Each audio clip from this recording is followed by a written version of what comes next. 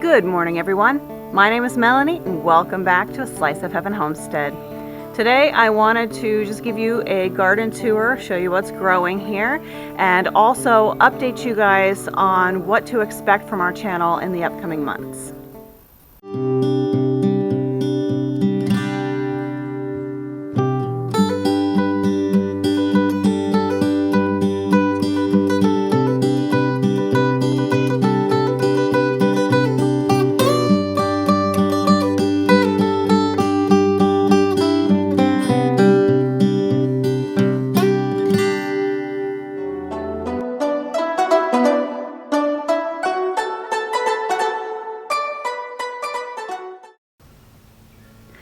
Now, before I get started, I just wanted to say a huge thank you to all of you out there who have watched our channel and who have subscribed to our channel.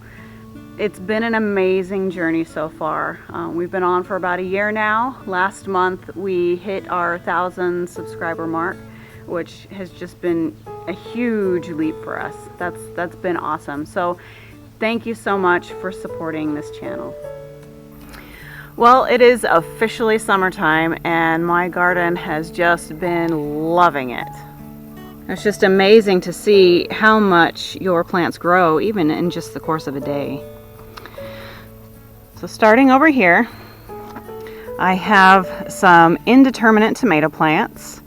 There are two types of tomato plants, indeterminate and determinate, and I will go ahead and put a link up to a video that describes both.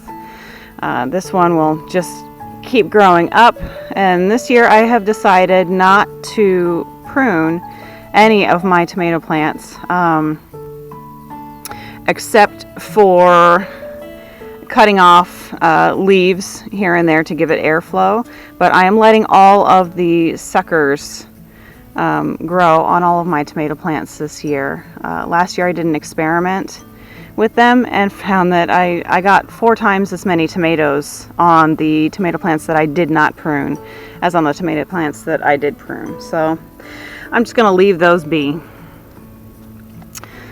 Back here I have a little rosemary bush, which is kind of being dwarfed by everything else.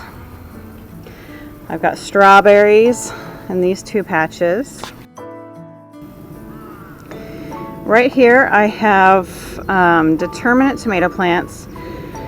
The ones over here are cherry tomatoes, and these ones are slightly bigger.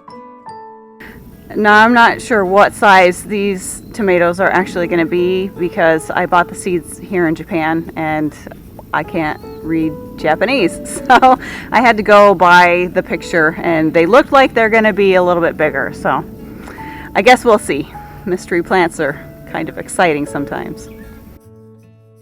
Now I did want to share with you, I found this morning on my tomato plants. This is called blossom end rot, and it comes about because of a lack of calcium in the soil. Now we have, over the course of the last 2 weeks, have had just buckets and buckets of rain dump on my garden here.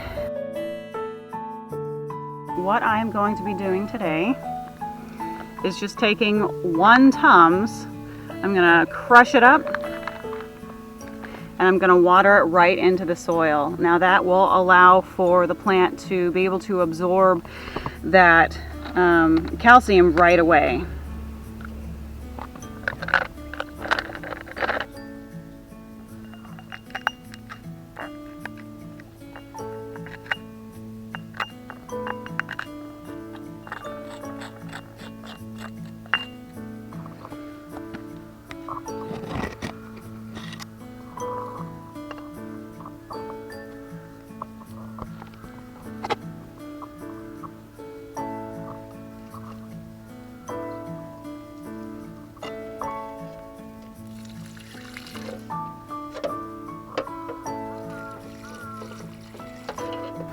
Now, if you live in a drier part of the world, you may not end up having this blossom end rot problem too often. But here, like I say, over the past couple of weeks, we've gotten like an insane amount of rain. It's like 10 inches of rain or something like that, which has just leached all of my soil here of good nutrients. So I have been refertilizing and trying to get more of the nutrients back in the soil, and now that includes the calcium. Okay, so moving right along, I have more cherry tomato, indeterminate tomato plants here.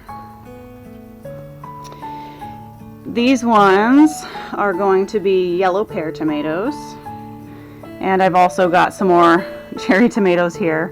My family loves tomatoes. I've got lettuce that is just about to bolt. Lettuce is a cold weather crop, and you know, it's getting hotter and hotter, and as the weather gets hotter and hotter, the lettuce just wants to bolt and it's no good anymore. But this is still edible, still good for now.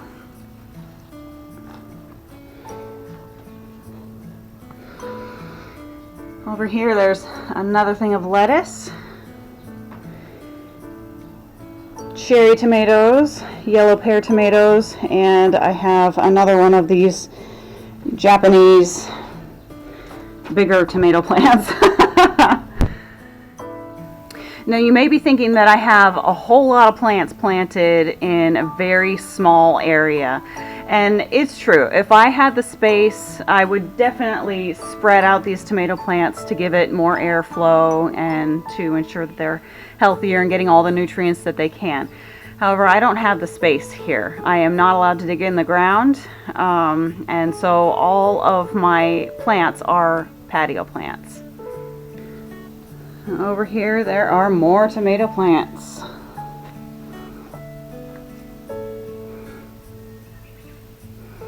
They're looking good. And these are my pepper plants. I have 2 in each of these pots. And they do have a bunch of little peppers. Now this year I had a terrible time with pepper seeds. I tried to germinate pepper seeds twice with no success whatsoever, and so I tried a different seed packet, and I did get some germination on those. I ended up killing those. Don't ask me how, I don't really know. So I ended up purchasing these when they were just, I would say like 6 inches tall. I purchased these over at the Japanese store. So it said they're green peppers. I'm not quite sure if they're I'm not quite sure if they are bell peppers or something else. So yeah, we'll see. Okay, so peppers, tomatoes, and over here I have carrots. Now I did grow some carrots over the winter, and when I harvested them in the spring, out of one of these basically square foot grow pots, I was able to get over 8 pounds of carrots. So these grow pots are just amazing. They keep the soil nice and fluffy, which is something that carrots just love. So I'm pretty sure these carrots are not quite right. There's a few in here that I can see crowning, so I may go ahead and pick a couple of those. But I am going to leave most of these carrots in here for a little bit longer. The weather is not too hot, so the carrots, they have not started bolting yet, which is good. I'll give them a little bit more time. Over here I have zucchini, and there's a couple over here that I need to pick. This is my yellow squash plant. Now this is the second part of my garden, and it is covered with a lot of bird netting, and this has 2 purposes. One is to obviously keep the birds away from, you know, picking at my zucchinis and stuff like that, which I've had problems with the birds this year that I haven't had in past years, but also because we live about 10 feet from a playground, and that just helps protect it a little bit more.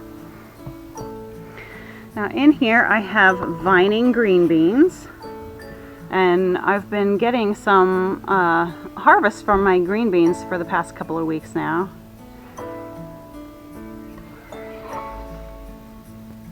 Here are some more carrots. These were planted later than the other bucket of carrots, so these are definitely not quite right. They are not quite ready to be picked yet, so they probably have at least a few more weeks, maybe a month, depending on the weather. Now if it gets too hot, these carrot plants will start to bolt. You'll start to see like buds for flowers, and you want to pick those before those flower. Now over here I have spearmint, which is not doing the best this year. I've had lots of problems with these little guys. They are called mint beetles. And just like their namesake, they love to munch on mint. Over here I have some more yellow squash plants.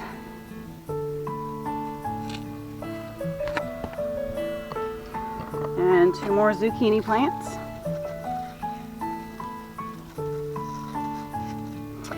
And of course another pot of vining green beans.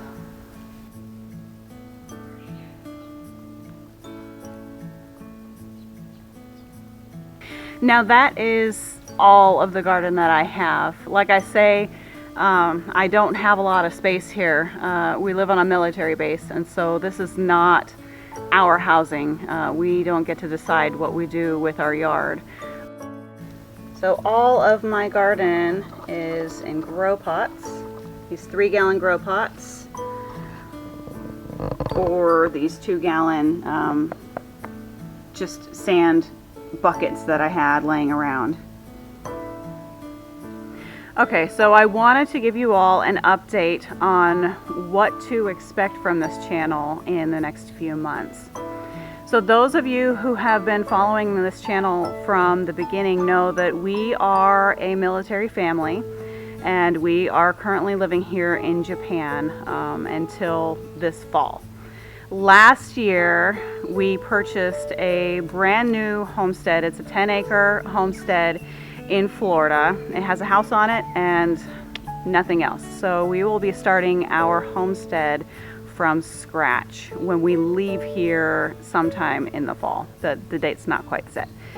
So you can expect us to be moving and setting up our homestead from scratch. It's gonna be a challenge, but we definitely want to have you guys along for the ride.